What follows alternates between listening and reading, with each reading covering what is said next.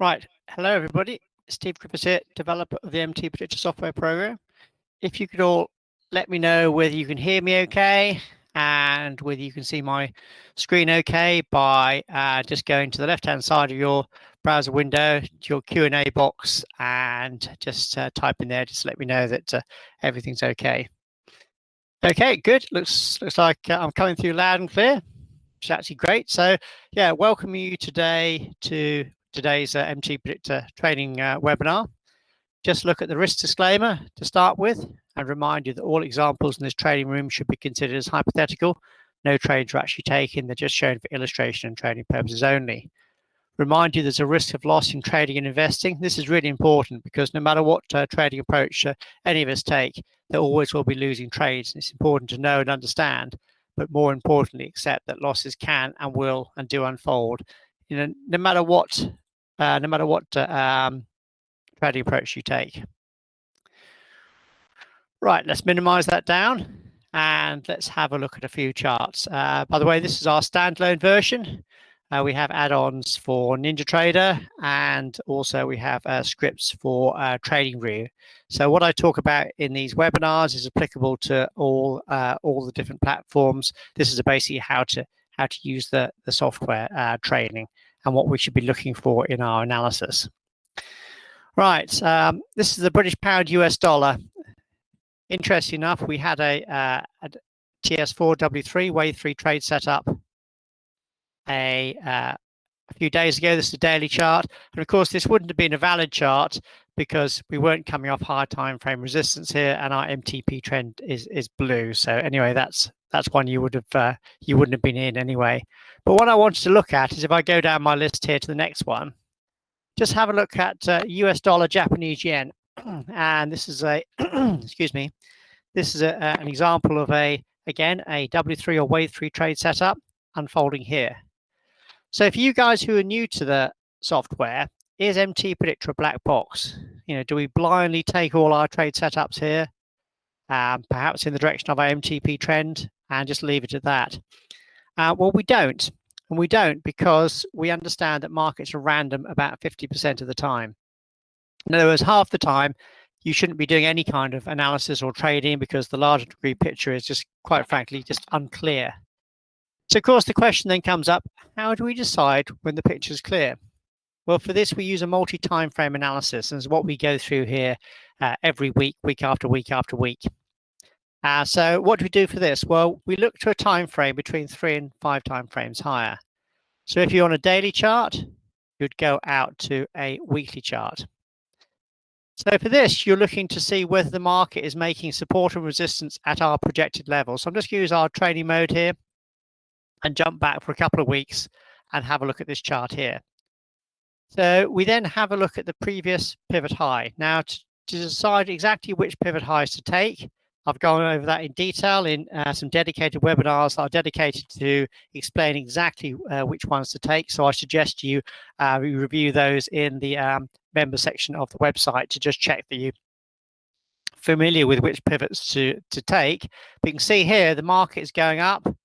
That was the last previous pivot high there. So we right mouse click, we do decision point. Can you see how that's on the chart in advance? This is what I go through every week. In other words, we're not looking to have a scanner or market analyzer or alerts to then react to those alerts or scanner. We're looking to project in advance. In other words, we always want to be anticipating in advance of the market where levels are anticipated. I say anticipated because we're not assuming they will reverse, but anticipated where they may well reverse. So if I turn the trading mode off now, you can see this is what the Japanese yen did. It went up to that level. It then hit that resistance level. I'm not looking at the MTP trend color or setups on this higher time frame chart. I'm purely and simply just looking at the DP level. So can you see how it hit that level and then started to come down? In other words, the market was doing what we anticipated. We anticipated the level. It then reacted at that anticipated level. So if we now come down to our time frame we're trading, can you see there? There's the reversal of the higher time frame chart. So it's the daily reversal of the weekly chart. Our MTP trend was agreeing with this because it was going from blue to be up, for black to be in the process of making a reversal, to red to down. So can you see how at this point the market then started to become clear? In other words, it was doing what we anticipated. So after this, we then anticipate that the trend is down. The market went down. It went down into the DP off that first level. This is what very often happens with these kind of setups. Remember, that's the last swing into the high. Okay, there's the last swing into the high. That's the projected level. It then comes down. Do you see how it stopped at this intermediate DP level? It then made the correction back up again. Now, of course, this is only a minor DP support because we're only on the daily level. We're not at the higher time frame. So I'm just going to take that off just not to confuse anyone. So can you see how this then would be anticipated to be a clear picture or a good trade setup because the picture was clear, because the market was coming off high time frame resistance? Do you remember what I did? Was it last week, week before? I basically was saying what we do is draw a line in the sand there where the market is then pictures becoming clear. In other words, at the anticipated level, it reverses, is doing what we anticipate. The picture's then becoming clear. We then look to do our trades or analysis.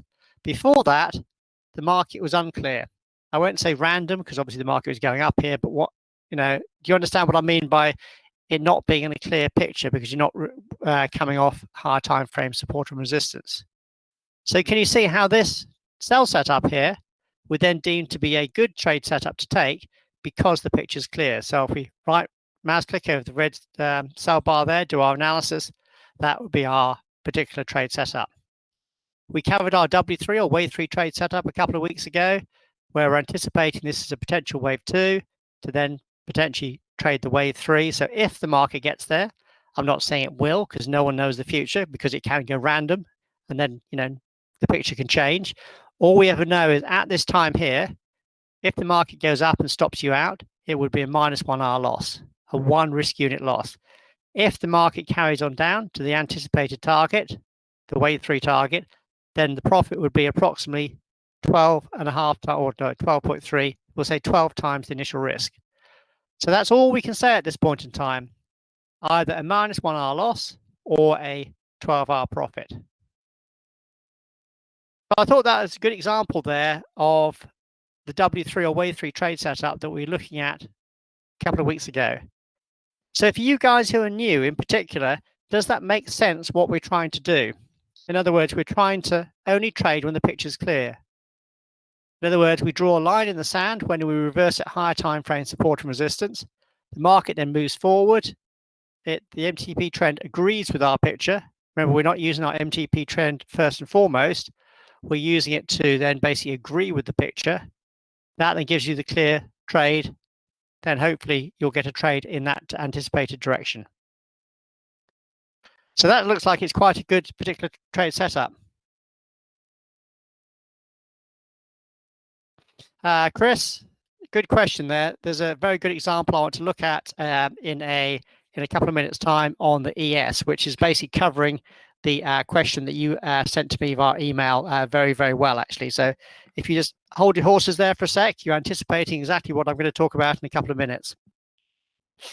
Chris was basically saying, how quickly does the MTP trend color change? Well, this actually changes quite quickly. If you look at this, actually, it's quicker than a lot of indicators because there it's blue, isn't it? It then goes black as it goes up into the DP. As it reverses, it then goes red here to define the large degree trend is down. So, of course, you want an indicator that's going to give you an indication of the large degree trend, but also you don't want it to be too choppy. If it's too sensitive and if it changes color at every small minor wiggle, well, then as this rally goes back up here, it would then be changing to be gray or blue because this is the market's gone up a bit. But of course, you don't want that. You want this to stay as like the large degree trend color, so you know that this rally up here is corrective to then to be able to look to take short trades. So it's quite a balance, actually. It's quite a balance to try and get an indicator that will be sensitive enough to reverse quickly when the trend does indeed change, but not be too sensitive to give you false reversals when you have a larger degree trend that you want to stay in. So it's quite a balance. It is quite a balance trying to trying to divide a trend indicator. And I think if you've been in the business for any length of time and you search sort of trend indicators out there, there aren't really any that actually do a good job at changing quickly, but then not giving you false, changing falsely. In other words, changing color here when it still should be down. So it's quite a challenge. So does that seem quite okay on what we've looked at here as quite a good clear example of what we're after? So this is remember I talk about the spaghetti westerns, the good, the bad, and the ugly, back in the 1970s. For you guys who are old enough to remember those, well, this is what I call the good. In other words, this is quite a clear picture. It's textbook. It looks just like an absolute superb potential trade setup. Whether it becomes profitable, no one knows. It may get down here. It may not. All we know is if it stops you out, it's a -1 hour loss. If it gets there, it's a 12-hour profit. So that's as simple as trading is. That's all you can control, your losses, and manage the trade as it goes with you. Right, Chris asked a very good question, and I want to come over to here to the ES here, the ES on the 3-minute chart. This is a day session only chart, the regular trading hours here, because I wanted to look at a VS or volume spike buy setup here. So this is quite an interesting one, Chris, because the MTP trend was red. It then turned black just as that came in to indicate a potential reversal, then turned blue and black as you went back up again. Now, if you go to the 15-minute chart, at the outset, it doesn't look like there are any pivots to basically get your higher time frame support and resistance off. Now, on a 3-minute chart, the higher time frame would be the 15-minute chart. So here, it looks like there was no real pivots to take. But then why does the trend change? And this is your question you're asking, wasn't it, by email? Why does we get a trend change here? We get a trend change here because we calculate the MTP trend using our major pivots. If I put these on this chart, our major pivots on the time frame we're looking at. So this is what I was explaining to you in email, Chris. So can you see now how the major pivots, which is these ones here, suddenly there's a pivot swing here. Do you see that? So if I right mouse click off this low and do decision point, can you see how there was a major DP coming in at this low here? So that's why the MTP trend, because this MTP trend is calculated off the major pivots on the current time frame chart. So that's why it was red into black as it came into this low, to blue as it started to go back up again, to then, if I right mouse click off this pivot, to black, then again as it came up into that DP off that pivot there. So can you see how, well, that's why that color changed, and they were the major pivots there. But this is the problem, is that nothing is ever quite so easy when you're designing software. I wish it was, but believe me, after 20 years of doing this, there always will be exceptions to the rule. This is why it annoys me when people say, oh, if you can say it, you can code it. You can't, because you get situations like this, is that on that time frame, it seems quite clear that there was higher time frame support there. But if we go out to the higher time frame, so on the 3-minute chart, 5 time frame periods higher, it's very hard to say, isn't it? You can go out to the higher time frame, and if you look at that, there's no pivot there. Now, Mazir, again, you're one step ahead of me. It's quite good how you guys actually seem to know what I'm going to say, don't you? I think you actually know my webinars before they actually happen. So it looks like there was no support there. Remember, on the higher time frame, we're not using the major pivots. We're only using the intermediates, so it has to go back to this here. So, of course, Mazir made the comment. He says, well, actually, there was a higher time frame DP there at the time, because if I take these off, if I use training mode, if I go back to here, if you look at that, there was a minor pivot. So, Mazir, you are absolutely right. You're absolutely right, because there was a pivot. So you could have actually right mouse click, done decision point. There was a small swing there, and that would have given you a 15-minute DP. So if we move forward, you see how the pivot changed there, or the calculations changed. It changed because this was a small swing. It was less than 5 bars. These pivots will recalculate after 5 bars. So that was only 1, 2, 3. So then it recalculated to then go straight the way across. Of course, looking at it in hindsight, this level wouldn't have been on the chart. But if you were trading this at the time, which is what Mazir said, you may well have put that DP on the chart there like that. And then as it moved forward, you may well have left it on the chart like that. So this is one of these situations where it's the exception. And this, again, is the hardest thing about programming, is that, say, 90% of the programming seems to work quite nicely, but you tend to spend 90% of your time trying to sort out the last 10%. It's always the edge cases, they call it in the trade. There's always the times when it doesn't quite go exactly as it should do. And these are the cases that most amateur traders who say, oh, it's to be dead easy to code if you can say it, they never understand that there always will be these particular times when that is a little bit tricky. So this is what I wanted to explain to you, and hopefully why you appreciate me going through in detail some of the edge cases and some of the slightly more complicated things for you guys who've been with us for a while to know how to interpret it. So if you had that on the chart, then when you came down to the 3-minute chart, obviously things look a lot better because that was your 3-minute buy setup at 15-minute support. Right mouse click over the blue buy bar. There's a lovely trade off, pretty much the low of the day.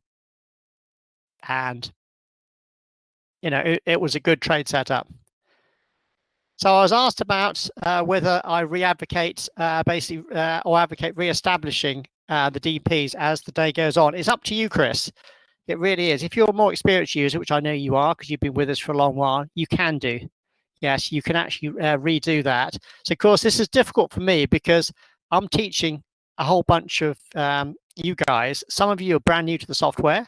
So if you're brand new, I'd like you to only use the most obvious trade setups. In other words, I'd like you to only use the stuff that is absolutely really crystal clear. So I'd like you to only look at trade setups that are crystal clear like this, that you could print out, stick on your wall and say absolutely perfect. But as you become more experienced, what you can do is you can slightly push the boundary a little bit more. When you push it and how far you push it is up to you on your level of experience. So as you get more experienced, you could have a look at this and you could say, well, actually, I'm happy doing that. But of course, what you could do is, if it's pushing the boundary a little bit more than you like, okay, that it's not quite as clear as it should be, then perhaps once you go past the 100% initial risk level, okay, then perhaps you could bring your stop to break even. So that could be a case of when you bring the stop to break even a little bit earlier is when that you're pushing the boundary a bit more and you're a bit more experienced and you're sort of, you're getting a little further beyond the absolutely ideal scenario. Does that make sense to everybody? So for Mazir and Chris, you guys who I know are very experienced, you could very well do that. And actually, Chris said he was using the MES. So let's have a look and see whether this is the, never say that, the micro E-mini, isn't it, MES? Let's do it on the RTH, so with the same time frame. Let's see what 2021. Let's see what this does here. This is the MES one. There it is. There's the same setup. Let's go out to the 15-minute chart and see whether it was there. See, there you are, Chris. On the MES, there was actually no problems at all. It was actually dead easy because there's your pivot swing. See if you've been using the MES. There's your pivot swing. There's your 15-minute support. Come down to your 3-minute. Absolutely picture perfect. There's your trade setup. Thank you very much. No problems at all. So, yep, Chris, you're exactly right.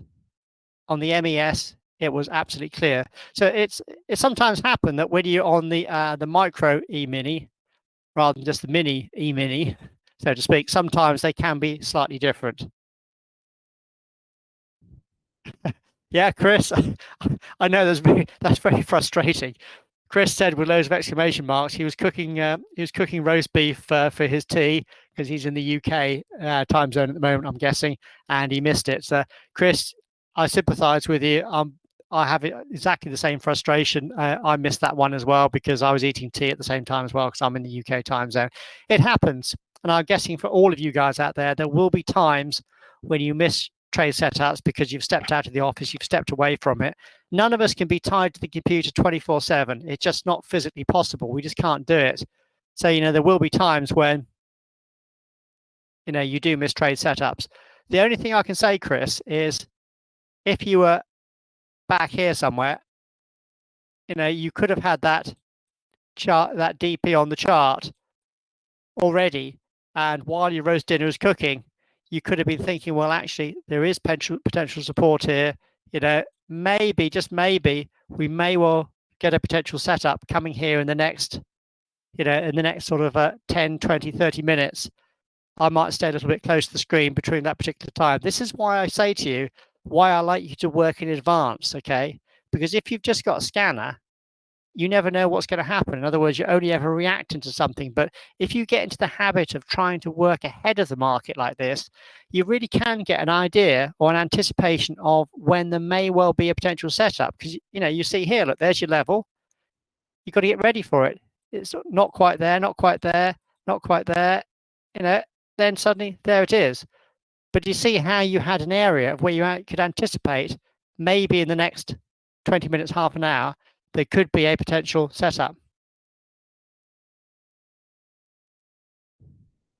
Yeah, Chris, that happens as well. Chris said he was very frustrated as he had the 15-minute DP on the chart there, ready and waiting. He just missed it. It happens to all of us, Chris. It's just very frustrating. Very, very frustrating. While I'm here, I just want to go over what the VS setup is, okay? What the VS setup is when we have an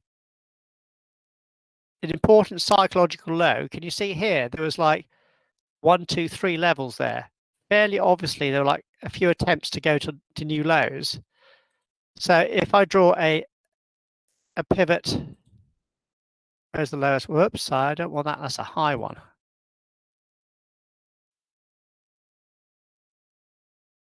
If I get the right one, sorry, I'll be there in a second. Just there's the low. So what we're looking for is if the market makes a move below that prior low, you can see there it came down. It was, obviously a level where the market was potentially having some buying at that level. So what happens is if it then does this on a high volume bar, in other words, it goes through that low significantly on high volume, most amateur traders are going to look at that and say that's selling. In other words, they're going to jump on board with their short trades and saying, look, it's made a break to new price extremes. It's made a big bar. It's made high volume to make a new break. Therefore, I want to go in that direction. In other words, I want to be looking to go short. If it's obviously the other way up, you want it to be going long. So most amateur traders are looking at that to say, yep, I'm now climbing on board on the short side. We have the advantage because we have our potential support level on the chart, don't we? It's there in advance. So we know that could be an area of support. So what happens the very next bar? The very next bar, the market then reverses. In other words, it fails to follow through.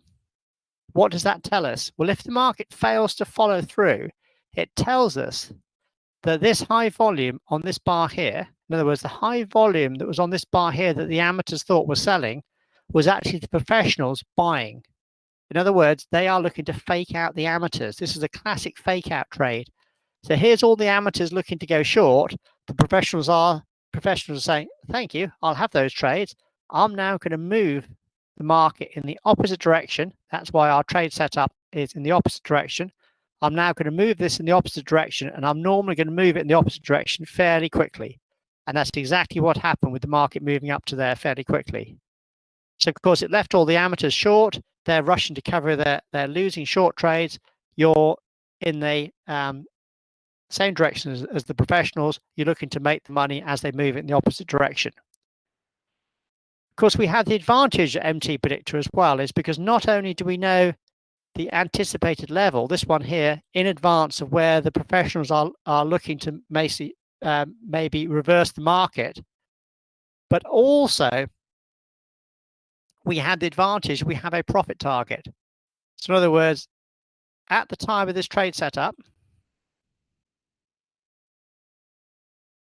we not only have the area of where we can come in for a new trade, in other words, going long here, and we know that if you're wrong, you'd then be out at this level for a -1 hour loss, but we also have the area of a potential target. And this is the important thing about trading, is that remember, it's not just about keeping your losses small, which obviously is the first thing you have to do. It's about having trades that are large in relation to those losses, not just in dollars. That's why it's so important to not only have a area of where you say that's my stop trigger and I come out if the market goes there because that's where I'm wrong, but you have to have an area if you're saying, well, that's the target I want to come out if I'm right. And that level has to be at a profit that's not just a good in dollars, but large in relation to these losses to make you money over time. So that's why we have an advantage to MT Predictor, not only the level of where the professionals are going to make the reversal, but also the level of where we anticipate that move is going to then go to before it peters out. And yes, it did go a little bit higher later in the day, but still that target there was almost 4 times greater than the initial risk to take the trade, and therefore it was a good trade to take.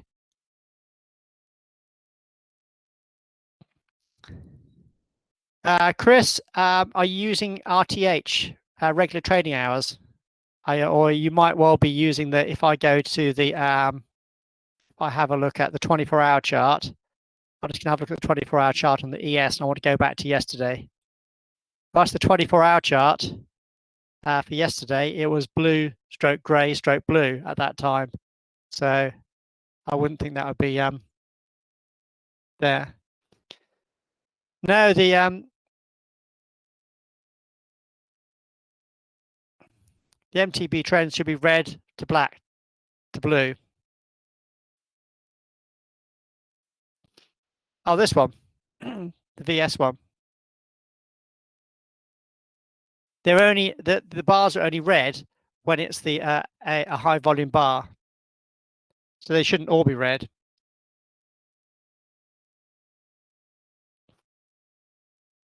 It may be that that you haven't got enough data history on your chart.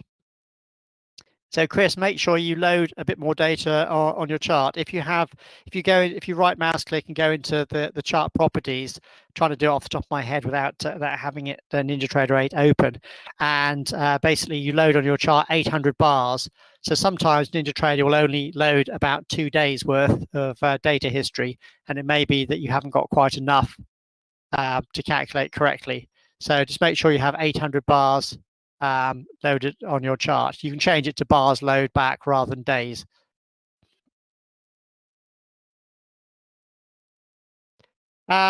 Chris, but if you just send me an email on that, we might be able to try and sort that out for you after the webinar. It's only specific to you, so send me an email on that, send me a screenshot, and we'll have a look at that after the webinar for you.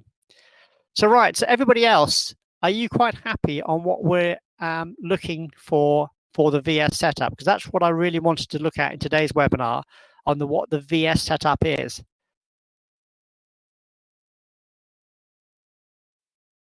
Because I also want to have a look, where's there a VS?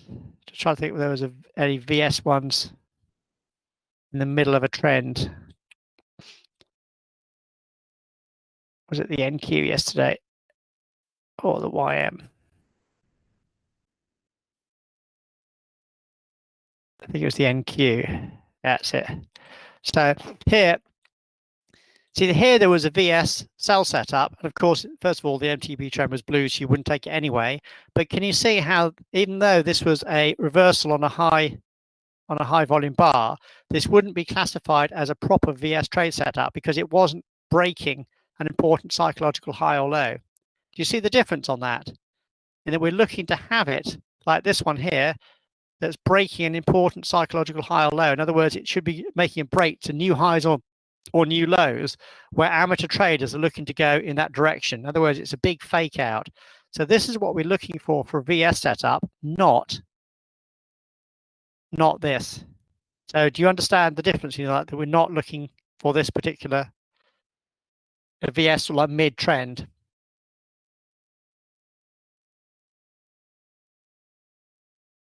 interesting enough, there was a VS sell on the high there. And actually, if we go out to the 15-minute chart, this is a 24-hour chart, by the way, on early today. And again, looking in advance, this was the last swing down to the low. Your right mouse click there, that would be the area of potential resistance. There's the high that you anticipated for the market to come in. Where would be the next support level? Well, that's the last swing into the high, isn't it? That's the last swing into the high. Right mouse click here. This is where you're anticipating support. If we now go back to the 3-minute chart, we'll be potentially looking for short trades between that high there, which caught the high nicely, down into the low there as well. Yeah, Mazir said there was some stop outs on the ES on the 24-hour chart. Yeah, there was a VS buy setup here.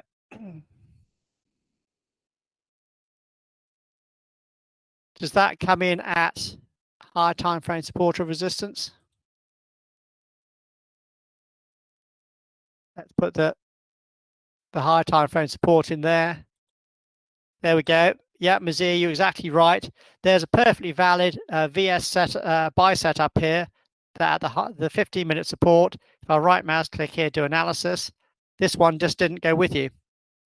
So Mazir, this is a perfect example of what could be a perfectly valid trade setup that didn't go with you. They don't all work. That's the reason we have stop loss is in the market. This is the reason we have keep our losses at -1R. If it had got to the target, it would be plus 4.8. It didn't get to the target. It was a -1R loss. The loss was kept small in relation to the potential loss. You know, losses can and will and do unfold. It's really, really important to understand that it doesn't matter what happens, there always will be potential losing trades.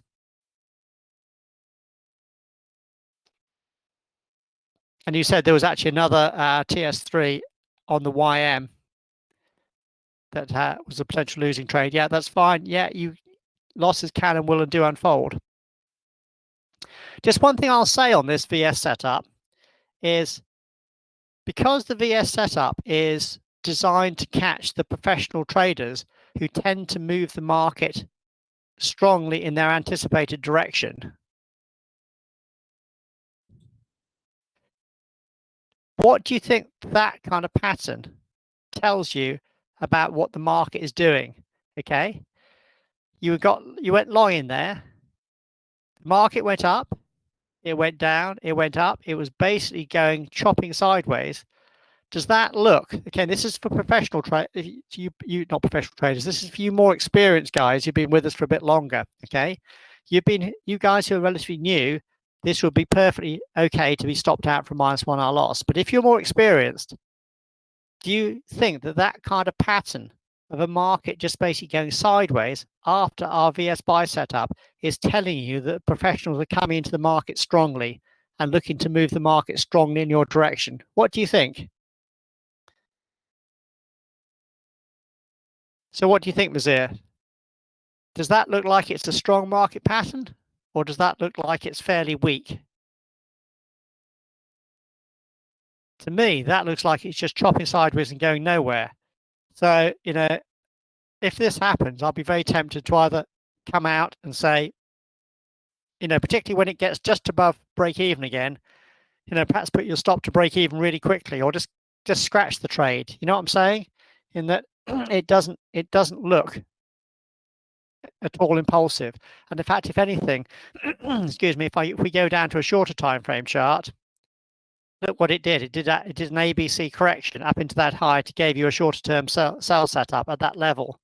I'm not saying the shorter time frame overrides the higher time frame, but you see how someone who's a bit more experienced, and I know you are more experienced, I know you want to try and learn, you know, the sort of the upper echelons of an MT predictor kind of thing, that you see how alarm bells will be ringing a bit, because that's not the kind of pattern we're looking for the market to then to go up strongly. To me, that's a flat sideways, if anything, corrective pattern into that sell setup. That the alarm bells for you, particular, should be ringing and saying, that doesn't look good. Perhaps I'll either scratch that or move my stop to break even a bit closer. So does that help for you who is a little bit more experienced? Do you see how MT Predictor can it's not just a black box system where you just purely and simply just take your trade setups just blindly. It's so much more than that. Once you become more experienced, okay, you'll learn to read the tape, as Jesse Livermore used to say. In other words, you'll learn to have a look at what the market is telling you. In other words, there's no shortcuts here. It's if you're experienced, you follow the markets, time and time and time again for years, you'll start to see what the market is telling you, and you'll start to look at things like this and say, well, actually, that's telling me that it's not doing what I anticipate. Therefore, I want to perhaps be a little bit more conservative and bring my stock to break even, and therefore avoid another otherwise losing trade setup. So this is why MT Predictor is not a black box system. It is so much more. Once you become experienced with it and you start to learn how to use it to much, much higher levels, it really can be taken to really quite high levels once you've used it for a significant amount of time and really get used to it.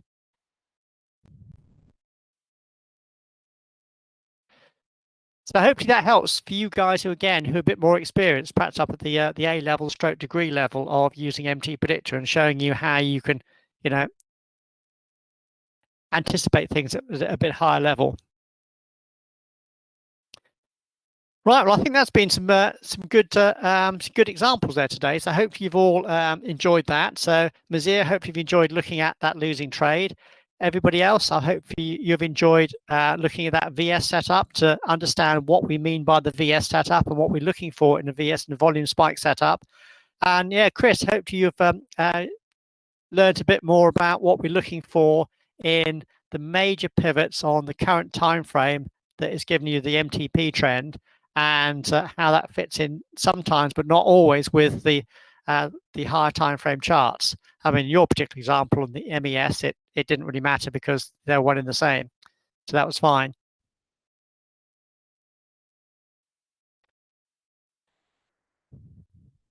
And for you guys who are a little bit newer to the software, hopefully the last bits didn't go over your head too much.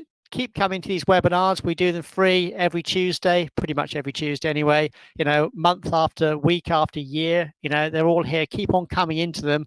Each time you'll learn more and more and more and more, hopefully, and learn how to use MT Predictor to much higher levels. Again, we've looked at the Forex example and the ES, but it doesn't matter what market you're looking at. Even if we were looking at crude, weren't we, the other day? In fact, let's have a quick look at, just very quickly. Workspace and open a crude. Let's talk about the good, the bad, and the ugly of things. What I find very frustrating is I was looking at crude oil here, and this was very frustrating in how it went right the way down to the DP off that pivot. If I'll take these all off just to show you how well these worked. That was the previous major low. So that would be an area of potential support, how it came in there beautifully. This would be our next area of potential resistance. It didn't quite get there. Now crude is obviously coming down. In between that, you'd be looking for some potential buy setups. And it was very frustrating that it caught the low perfectly. Hasn't quite got to the high, but there weren't really any buy setups along there. So sometimes you can get markets that are reversing off the DPs beautifully, but still not get any trade setups. This is the good, the bad, and the ugly. It's sort of the ugly part of trading, if you like. The trading is not always about having absolutely perfect, great, ideal examples. There are times when it's frustrating. There are times when it's unclear. And, when it is like that, you just have to stand aside and wait till it becomes clearer. That's the best advice I can give all of you, is only trade when the picture's clear for you. Sometimes it'll be just plain frustrating like this. Other times you'll have absolutely perfect examples like this. Other times you'll have slight times when you're sort of scratching your head a bit, and you maybe pass on it, or perhaps you're cooking tea and you miss it. You come back and you're frustrated. Other times, you'll have when it's clear, and you'll get good trade setups. But overall, as long as you can only trade, so when the losses come through, and they will, just as Mazir pointed out, that there will be losing trades. When those losses come through, the losses are kept small and -1R. But when the profits come through, the profits are large in relation to the small losses. That's what we're looking to try and get you guys to do. Keep those losses small, not avoid them. They'll always be there, but have the profits large over time. That's what we're looking to do. But only trade when the picture's clear. That's the main thing. And only clear to you. And that'll be slightly different depending how experienced you are and how long you've been using the software. So are there any questions in the last couple of minutes? Mazir, I probably won't look at gold unless I can do it very quickly.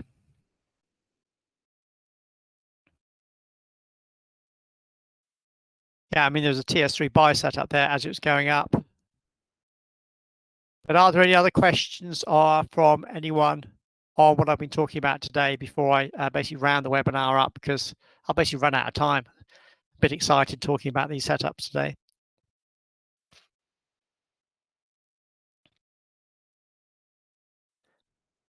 So I think everyone's quite quiet there now. So if there are any other questions, please do drop me an email, steve@mtpredictor.com, and we'll see if we can go over them next week. But otherwise, hopefully you've enjoyed, in particular, looking at the VS setup. That's what I particularly wanted to look at today, what the VS setup is and how you should only look for it when it's a fake out at an important psychological high or low. Just going to take that off there so I don't leave that on my own charts, and how you should look to then get a strong move off that. If not, then come out with a loss quickly, and also how we're looking to try and only trade when the picture's clear. That's the same message we say week in, week out. So I hope you've enjoyed today's webinar, and may I wish you all a good trading week, and see how you all do in the next week. And we'll be back in a week's time to see how it is, and do another training webinar in a week's time. So have a good trading week, everybody, and see you all in a week's time.